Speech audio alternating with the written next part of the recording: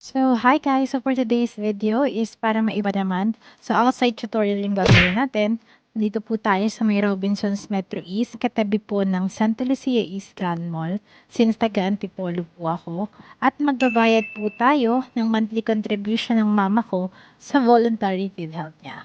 So, kung manggagaling po kayo sa department store, ang instruction po sa atin is didiretsuhin lang daw po siya pagpapasok, and then kakanan po tayo dyan.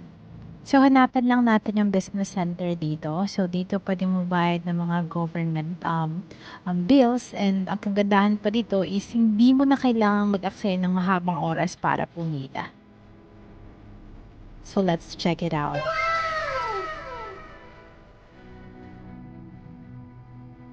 So, pag pupunta kayo dito, siguraduhin nyo na dala nyo na yung PhilHealth number or may kopya kayo ng PhilHealth number ng pagbabayaran nyo. And meron syempre kayong dalang pangbayad. So, proceed na tayo sa pag-fill out ng mismong form. Sa biller po, ang ilalagay nyo is PhilHealth. And then, date kung kailan nyo po binayaran. Followed by yung reference number or yung PhilHealth number po ng pagbabayaran nyo. So, i-blurred ko lang po yung mga confidential information. Kasi, syempre, baka mamaya bayaran nyo pati yung PhilHealth contribution ng mama ko.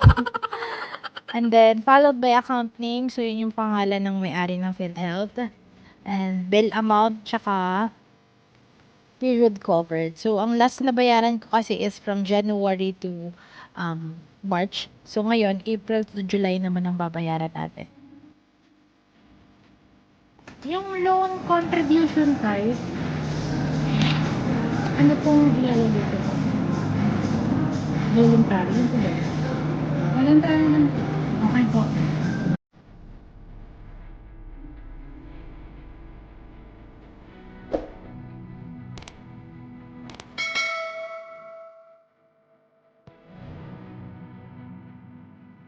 Sa bill amount ko, i-times ko lang yung 400 sa form.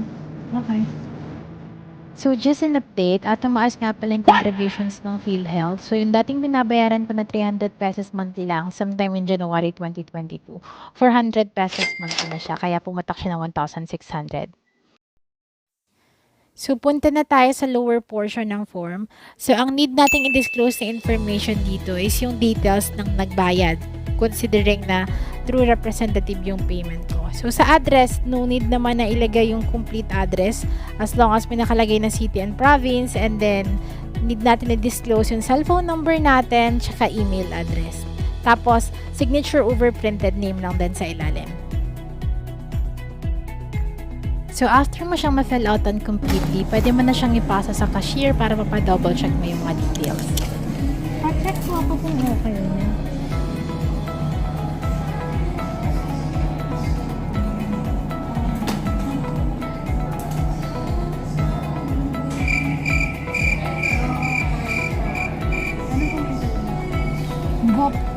GO po.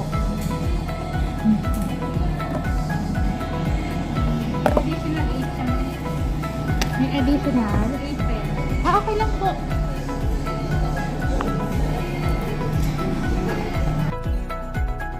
So, since hindi tayo sa mismong PhilHealth branch nagbayad, meron po silang service fee. Pero very minimal lang naman. So, 8 pesos lang naman yung i-add dun sa mismong bill natin.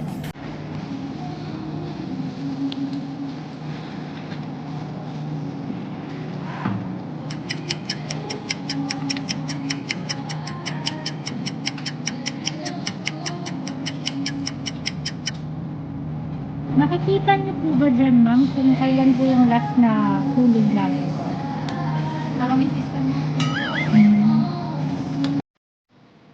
So, just in case gusto niyo pa mag-inquire regarding sa PhilHealth nyo, pwede naman tayong dumiretso sa may 4th floor. 4th floor ng Robinsons Metro East. Kasi nandun lahat ng mga dealer like SSS, NBI, and yung PhilHealth, para mas ma-verify niyo yung account details niyo. Kasi sa mga business center, talagang payment lang po talaga, then wala po silang access. A few moments later. Salamat.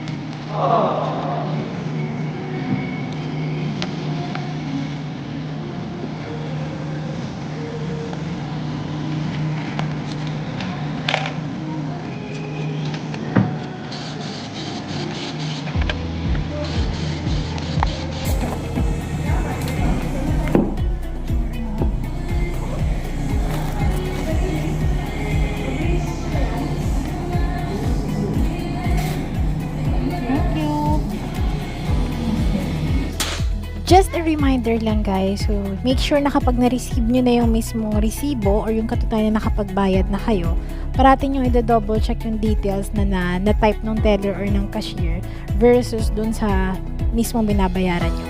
Of course, para maiwasan yung anumang aberya and para ma-ensure na talagang tama yung naipasok na payment.